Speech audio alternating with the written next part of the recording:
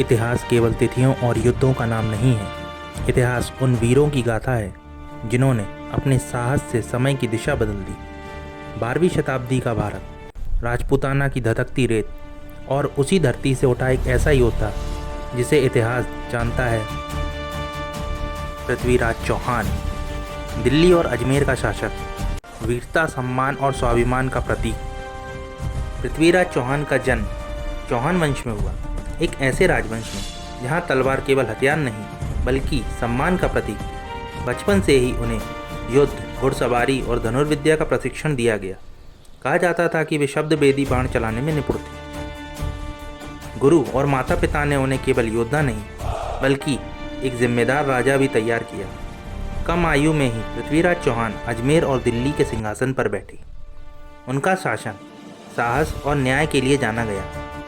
वे प्रजा के बीच रहते, उनकी समस्याएं सुनते और न्याय करते। उनके राज्य में कला, संस्कृति और सैन्य शक्ति तीनों अपने चरम पर थे। पृथ्वीराज चौहान केवल राजा नहीं बल्कि अपने लोगों के रक्षक थे। इसी समय भारत की सीमाओं पर एक नया संकट उभर रहा था। उत्तर पश्चिम से मोहम्मद गौरी ने आक्रमण किया। तराइन के मैदान में इतिहास का पहला निर्णायक संघर्ष हुआ।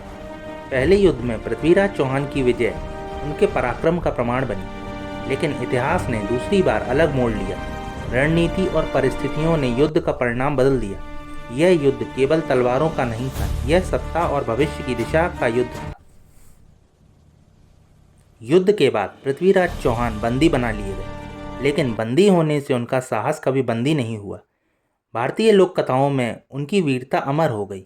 कवि चंद्रवरदाई की कथाओं में पृथ्वीराज चौहान एक ऐसे योद्धा के रूप में उभरे जो अंत तक निडर रहा। उनकी कहानी साहस, सम्मान और आत्मबल की कहानी है।